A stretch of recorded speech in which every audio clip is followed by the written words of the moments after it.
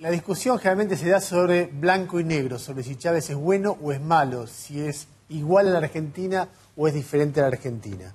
Nosotros vamos a tratar de aportar algunos elementos que tienen que ver con nuestro punto de vista, que es mucho más matizado que la discusión blanco-negro, bueno-malo, tan característica de estos tiempos en Venezuela y también en la Argentina. El primer tema que lo voy a abordar yo es el tema libertad de prensa en Venezuela. ¿Cuán libre es el periodismo o el ejercicio del periodismo crítico en Venezuela? Es muy difícil, cuando el panorama público está dominado por discursos muy extremos, no dejarse de tentar por uno de ellos y decir la libertad es absoluta y todo lo que se dice de libertad de prensa en Venezuela, de cercenamiento, es una maniobra imperialista, o lo contrario, es una dictadura donde no hay libertad de prensa. Ninguna de las versiones extremas es cierta, pero hay algunas fuentes que son especialmente confiables y que demuestran que el panorama sobre libertad de prensa en Venezuela no es para nada positivo. Y esto está dicho especialmente para los oyentes o los televidentes que tienen simpatía con el régimen chavista y que tienen simpatía con el gobierno de Cristina Fernández de Kirchner y creen que estos no son problemas y desde el mundo se están viendo como problemas, mucho más, muchísimo más en Venezuela que en la Argentina. La fuente que yo cito es una fuente que es de las más confiables en el mundo, que es el Comité de Protección de Periodistas. Se llama CPJ en inglés, que periodistas dice journalist en inglés y por eso viene C de comité, P de protección y J de periodistas. A ver, datos para que esto resulte poco sospechoso de proimperialismo. El único argentino premiado en las últimas décadas por el CPJ es Horacio Berbisky, en el 2001, por su trabajo hecho durante el menemismo. Y no fue un trabajo especialmente comprensivo ni conciliador. Era una cobertura durísima sobre el menemismo. Y sin embargo fue premiado por esta entidad. Otro dato, el principal país señalado como problemático para la libertad de prensa, sacando Cuba por supuesto, es México. El segundo, Honduras, dos países que tienen muy buena relación con los Estados Unidos. Recién en tercer lugar está Venezuela. Digo para despejar todo tipo de sospechas. El CPJ hizo 4 informes de Venezuela sobre Venezuela desde que está Chávez. Yo hice una síntesis muy rápida de cada uno de los informes para que vean ustedes cómo va contando una situación de libertad de prensa cada vez más deteriorada. El primero, y ahí está la placa, es del 2001, se llamaba Radio Chávez. Era el momento en el cual gran parte del periodismo tenía simpatía por Chávez, porque Chávez al comienzo fue apoyado por el periodismo y por los grandes medios que después, en algunos casos, conspiraron contra él. Venezuela, primer informe 2001, Radio Chávez, dice: un vibrante panorama mediático en el que el presidente, con creciente frecuencia, utilizaba la radio y la televisión para difundir largas diatribas acerca de tales como el placer de tener una novia y el proceso revolucionario en las universidades. El informe de aquel momento concluía poniendo énfasis en una preocupación. Si es cierto, escuchen esto, si es cierto aquello de que toda revolución devora a sus hijos, los periodistas venezolanos deben rezar para que Chávez no se vuelva demasiado hambriento. Eso escribía en el 2001 este comité. El segundo informe fue el 2002, después del intento de golpe de Estado contra Chávez, en el que participaron algunos medios de comunicación importantes, y se llamaba Carne de Cañón. La descripción que hace el CPJ sintética de ese informe dice: publicado luego del fallido intento de golpe de Estado en 2002, describió una larga serie de ataques físicos donde los periodistas, atrapados entre incendiaria retórica del presidente venezolano Hugo Chávez Fría y el activo papel político que los propietarios y directores de los medios han adoptado, se han convertido en blanco de ataques de sectores populares. El tercer informe es del 2007, se llama Estática en Venezuela, y describe en detalle la decisión del gobierno de no renovar la concesión del canal crítico RCTV y demuestra cómo la embestida cada vez más profunda contra los medios estaba provocando mayor autocensura. Y el cuarto informe es del 2012 y se lee textualmente: RCTV ha sido silenciado junto a decenas de otros medios audiovisuales críticos periodistas fueron encarcelados supuestamente por haber difamado funcionarios y los organismos de regulación, junto a una justicia íntimamente ligada al Ejecutivo, han impuesto censura en la cobertura de temas sensibles. El informe agrega algo que en este caso preocupa más allá de Venezuela. La declinación del periodismo venezolano tiene importantes implicancias no solo para el país, sino para toda América Latina. Casi todas las estrategias de Chávez para controlar y aislar a los periodistas críticos, no está hablando de los medios, sino de los periodistas críticos, han sido emuladas por gobiernos que simpatizan con el venezolano en la región, desde Nicaragua a Ecuador. No nombra a la Argentina. El dossier que publica CPJ sobre Venezuela es un trabajo muy largo y muy frondoso. Solo quería leer una anécdota que a ustedes les va a resultar muy llamativa porque lo habrán visto o parte de ella o algo parecido en la Argentina en otros episodios. Dice así: parecía una noticia de rutina. En marzo, José Gregorio Briceño, gobernador del estado sureño de Monagas, se presentó en la televisión nacional y protestó, un gobernador, protestó la falta de respuesta de funcionarios del gobierno nacional frente a reclamos de agua contaminada en el estado. Un oleoducto administrado por la Compañía Estatal de Petróleo, PDVSA, había estallado en el río Guarapiche, que atraviesa el estado de Monagas. La prensa entonces publicó testimonios de expertos independientes y familiares con niños enfermos. El presidente venezolano Hugo Chávez Frías prometió tomar medidas, pero en lugar de investigar la posibilidad de que el agua estuviera contaminada, se propuso refutar el, entre comillas, terrorismo mediático que, según él, amenaza al país. Funcionarios del gobierno central se quejaron de una supuesta manipulación política y de una conspiración de los medios en el año electoral. La fiscal general solicitó a un tribunal de control una medida cautelar para exigir a los medios de comunicación que la labor informativa sobre el tema sea respaldada con informes técnicos de una entidad competente. ¿Qué ocurre entonces si una mujer sale de su casa, se pregunta a una periodista en la nota, con un vaso de agua color marrón o un niño con diarrea? No podemos difundirlo. ¿Y qué pasa si la comunidad protesta por el agua sucia? ¿Tampoco podemos difundirlo?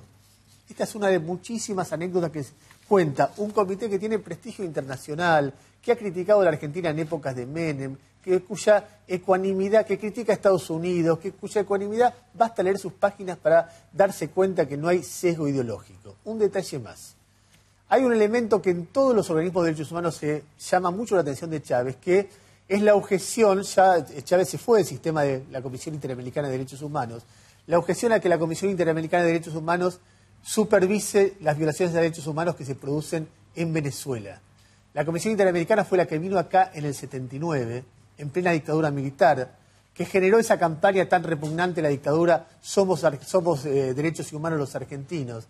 Es la que, en la instancia de apelación de muchos periodistas, por ejemplo, el mismo Berbisky o Fontevecchia, en época de Menem, es decir, fue presidida por Jorge Tayana, ex canciller de este gobierno durante muchos años, y Chávez, como vigilan la violación de derechos humanos, no importa si es de derecha o de izquierda, cuando la hay, empezaron a objetar elementos de Chávez y Chávez empezó a decir que es imperialista. Más allá de las mayorías que pueden votar un gobierno a pesar de esto, como ocurre en Venezuela, hay muchísima gente que no es de derecha, que no es pro-norteamericana, que no está a favor de la reimplantación del neoliberalismo, es más, que siempre se dedicó a la defensa de las garantías individuales y de la libertad de prensa, que ve el proceso venezolano con muchísima preocupación. No es un invento, cualquier persona, sea kirchnerista o no, sabe que esto es así, y negarlo como si esto no existiera, eso sí es una campaña de negación tratando de proteger este tipo de situaciones. Lo que ocurrió, el desagradable y oscuro episodio que ocurrió con Jorge Lanata y 10 colegas del equipo de Jorge, de Canal 13 y de TN, no es una excepción. Pasa hoy de esta manera, pasado mañana de otra, antes de otra, pero negarlo realmente es simplemente tratar de que esto se produzca y que nadie lo critique.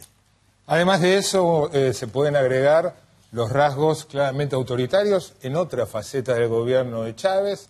A muchos les puede no gustar su excesivo personalismo y muchos otros cuestionamientos. Ahora, el domingo pasado gana muy holgadamente con 11 puntos de diferencia, 55% de los votos, uno más que Cristina. Entonces uno puede preguntarse por qué ganó Chávez, pese a todos los cuestionamientos muy fundados que hay. Y vamos a compartir con ustedes una posible explicación de por qué gana Chávez y por qué gana Chávez tan holgadamente. Nos vamos a ayudar con un premio Nobel de Economía que se llama Paul Krugman.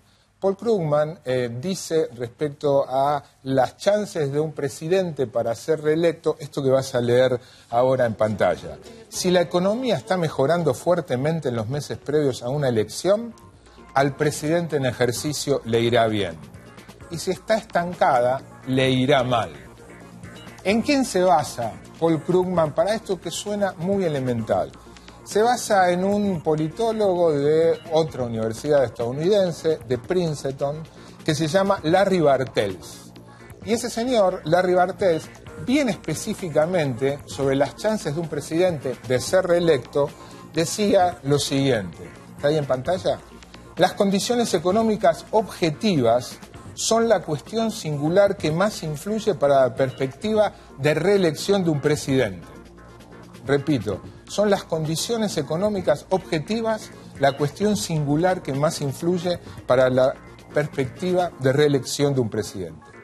Veamos entonces las condiciones objetivas en que se encuentra Venezuela, qué viene pasando con las condiciones materiales en Venezuela. Siguiendo a Krugman, ¿qué pasa en el aquí y ahora?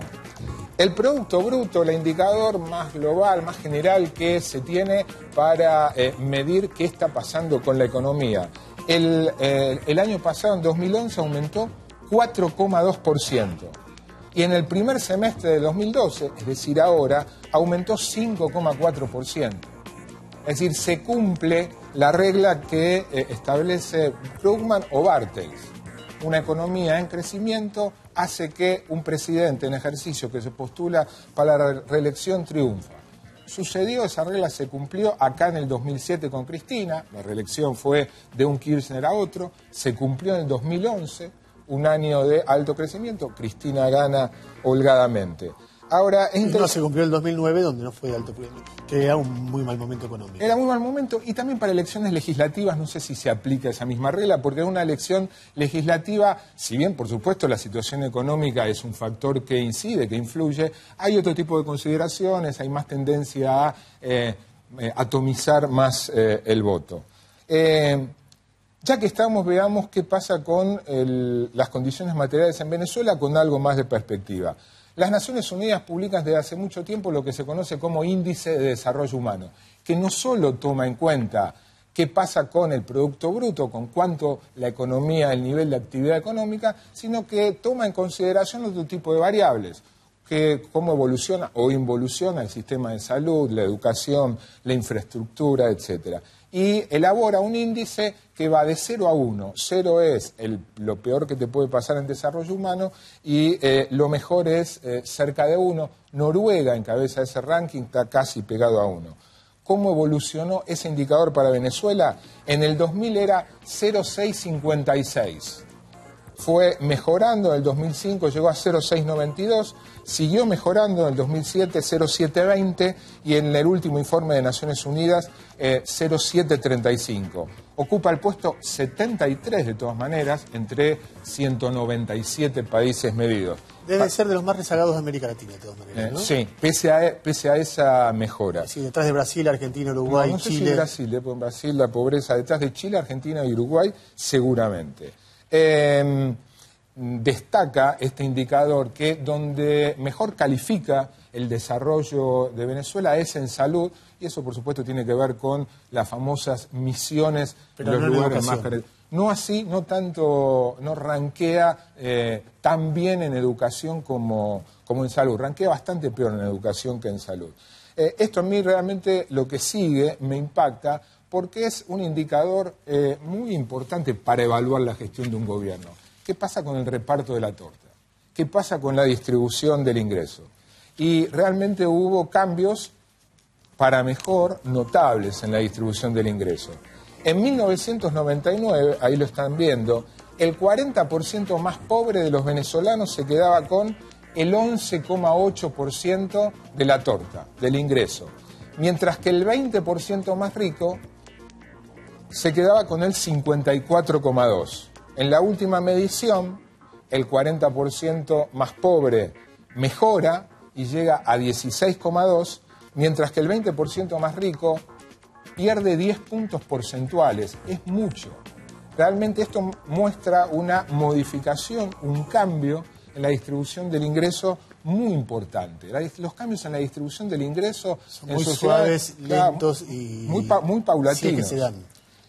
Por último, este dato puede leerse de dos maneras. Pobreza. Ha habido, y acá hay una coincidencia bastante significativa con la Argentina, ha habido un recorte drástico en la pobreza en Venezuela, lo van a ver ahí en la placa. Chávez toma el gobierno, el poder, con casi la mitad de la población en situación de pobreza. Se redujo a un poco más de la mitad en 2007, a 28,5. Y de ahí en más no baja. Pero de 2007 en adelante apenas baja. Y sigue sin perforar un 25%. Es decir, después de... Que también debe ser de los índices más altos del continente. Junto con el de Argentina. Bueno, Brasil también ha pasado lo mismo. Lo que pasa es que Brasil continúa en la tendencia de caída en la pobreza. Esto se repite, este proceso en Argentina. En los últimos años se detuvo la disminución de la pobreza. Como balance, ¿no?, después de 14 años, sí, 99, hasta ahora 13 años de gobierno, no haber podido perforar el 25% de pobreza es como es difícil, una luz amarilla. Con todo este panorama es difícil entender por qué uno va a criticar las restricciones a libertades públicas que efectivamente, sin dejar de ser una democracia, hay en Venezuela, sin elogiar lo otro, o va a elogiar lo segundo sin criticar lo primero. ¿Por qué hay que elegir solo la vía de la libertad política como eje o solo la vía de la justicia social? Hay muchos lugares del continente donde se han producido cambios muy interesantes y muy esperanzadores en términos de inclusión social y que no se hacen con restricción a las libertades públicas. La idea de que una cosa va pegada a la otra es una idea bastante autoritaria, o por lo menos una idea que en mi caso no comparto.